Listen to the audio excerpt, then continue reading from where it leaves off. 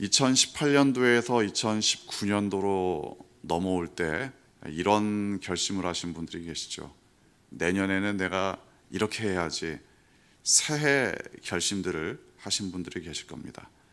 꾸준히 운동도 하고 또 살도 빼고 아니면 규칙적인 생활을 하고 이런저런 일을 좀 해보겠다. 새해 결심을 하신 분들이 분명히 있습니다. 지금까지 하고 계십니까? 아니면 이미 3일 만에 다 끝났습니까? 뭔가 내가 좋은 일을 해보겠다, 뭔가 계획을 세워서 뭔가를 해보겠다, 사람들이 여러 가지 생각은 해보지만 그걸 정말 행동으로 옮기느냐 옮기지 않느냐, 이거 굉장히 다른 이야기가 될 수도 있습니다. 생각은 해봤는데 그렇게는 실제로는 못했다. 아무튼 이 결과적으로 보면은 그렇게 안 한 거죠. 자, 생각하면은 그대로 잘 옮기시는 분들도 계십니다. 그런가 하면 생각만 하고 밤새워서 생각만 하고 실제로는 행동으로 못 옮기시는 분들도 꽤 있습니다. 물론 이제 개인적인 성향의 차이, 기질의 차이, 여러 가지 이야기할 수가 있겠지만 아무튼 행동으로 옮기느냐 옮기지 않느냐, 이게 두 가지의 차이만 실제로는 존재할 뿐입니다. 때로는 행동으로 옮기는 것 자체가 굉장히 부담스러운 일들이 있을 수도 있겠죠. 예를 들어 어떤 분이 내가 60이 되면 은퇴하고 세계 일주 여행을 다녀보겠다. 생각은 거창하게 해볼 수 있는데 정말 그렇게 하느냐 안 하느냐, 굉장히 큰 차이가 있을 수도 있습니다. 때로는 내가 어떤 일들에 대해서 할까 말까 고민을 하는 그런 일들이 있습니다. 내가 저 사람에게 사과를 먼저 할까 말까, 이런 것들을 고민할 때가 있겠죠. 내가 이 선물을 저분에게 드릴까 말까, 이런 것들을 고민하시는 분도 있을 수 있습니다. 내가 이 말을 저 사람에게 할까 말까, 말에 대해서도 좀 고민하시는 분들도 있을 수 있습니다. 흔히 우리가 이야기할 때 내가 이걸 행동으로 옮길지 말지 주저될 때 좋은 일이면 하고 좋지 않은 일이면 하지 말라, 이런 권면을 하죠. 그러니까 내가 이런 말을 해도 좋을지 모르겠는데 이렇게 시작하는 말은 안 하는 것이 좋습니다. 그런가 하면 내가 선물을 준비했는데 이게 참 작은 선물이어서 줄까 말까 고민이 된다. 주면 됩니다. 좋은 일이니까 그건 주저되더라도 하시면 됩니다. 그 결과를 미루어 짐작을 해볼 때 결과 자체가 안 좋은 일이다, 상대방에게 상처를 줄 수 있는 일이다, 이런 거는 안 하시는 게, 주저하는 그런 단계에서 생각해 보시는 단계에서 안 하시는 게 낫습니다. 그런데 내가 뭔가 화해를 요청하고 평화를 요청하고 칭찬을 해주고 싶고 이런 일들이라면 좀 충분한 결과를 얻지 못할지라도 하시는 게 훨씬 낫습니다. 오늘 본문에서 이 둘째 아들은 고민이 많습니다. 돼지나 먹는 쥐염 열매도 제대로 먹지 못해서 배가 고픈 이 상황에 여러 가지 생각을 하고 그런 과정에서 집으로 돌아갈 생각까지 합니다. 그런데 집으로 돌아갈 생각을 할 때 아주 구체적으로 생각을 하는데, 일단은 18절 말씀을 보면은 둘째 아들은 자신의 잘못을 충분히 알고 있습니다. 그래서 내가 아버지에게 이렇게 이야기를 해야지. 제가 죄를 지었습니다. 아버지에게 또 하늘에 죄를 지었습니다. 자신의 잘못을 알고 있습니다. 이 둘째 아들의 아주 잘한 부분은 자신의 잘못을 아는 것도 잘한 일인데 그걸 행동으로 옮겼다는 면에 있어서 더욱 잘한 일입니다. 아마 고민이 많았겠죠. 내가 무슨 낯짝을 가지고 아버지에게 돌아가느냐. 아마 고민이 많았을 겁니다. 주저됐을 겁니다. 할까 말까 그런 순간들을 많이 맞이했을 겁니다. 그런데 이 주저되는 이 행동임에도 불구하고 아버지에게 용서를 구하는 거죠. 그러니까 이거 행동으로 옮긴 건 너무나도 잘한 겁니다. 그래서 이 둘째 아들은 자신의 잘못을 알 뿐만이 아니라 그 잘못을 가지고 용서를 구하는 행동에 옮깁니다. 또 아버지에게 나름대로의 그 논리를 가지고 이야기를 하죠. 19절 보면은 아버지에게 할 말 자체를 준비합니다.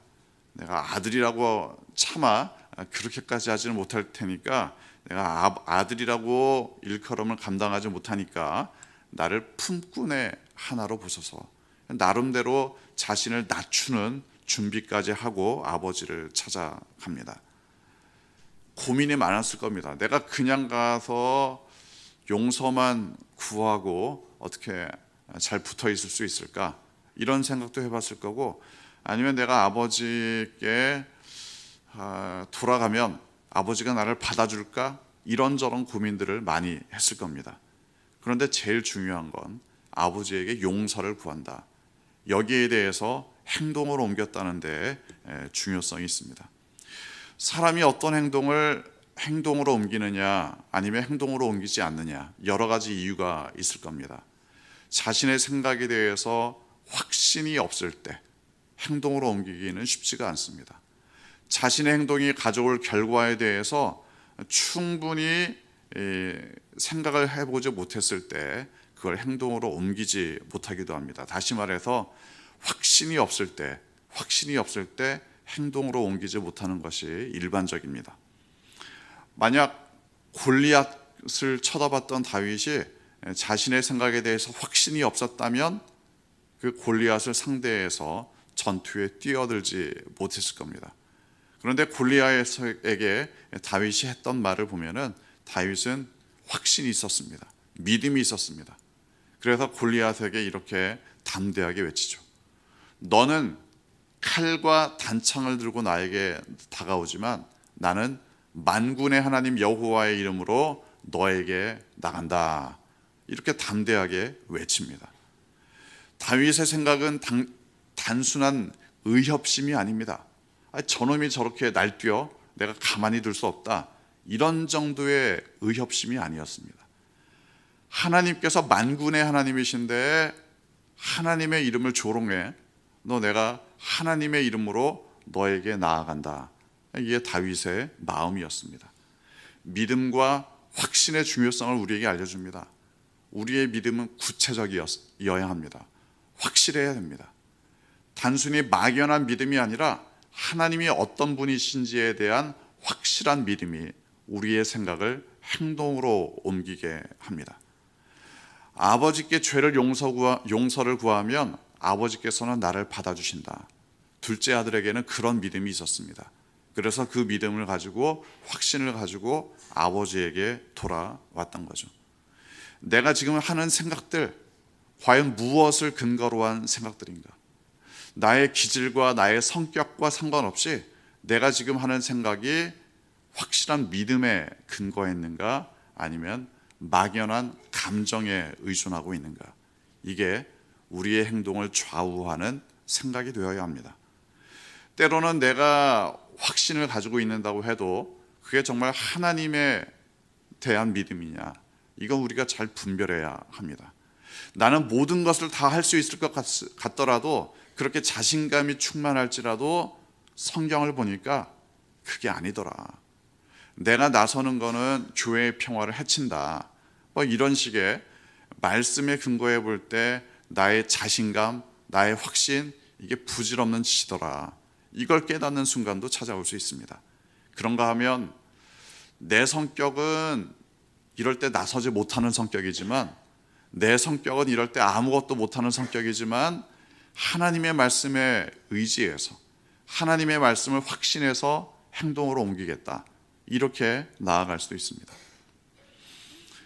출애굽기에 나오는 모세 같은 경우는 그야말로 성격대로 한다면 출애굽 사건을 이끌지 못했을 겁니다. 이리 빼고 저리 빼고 끝까지 빼는 성격이었는데, 하나님께서 떠밀어서 이 이스라엘 백성들을 이끌어 나오게 되죠. 자신의 성격대로 사는 것이 중요한 게 아니라 확실한 말씀에 근거한 믿음대로 사는 것이 가장 중요합니다. 나의 행동의 근거는 나의 성격대로 할 것인가? 아닙니다. 성격이 뒷받침되지 않더라도 믿음이 뒷받침되면 하면 됩니다. 왜냐하면 하나님께서 그 길을 이끄시기 때문입니다. 둘째 아들의 행동을 아버지께서도 기뻐하지만 하나님께서 더욱 기뻐하시는 행동입니다.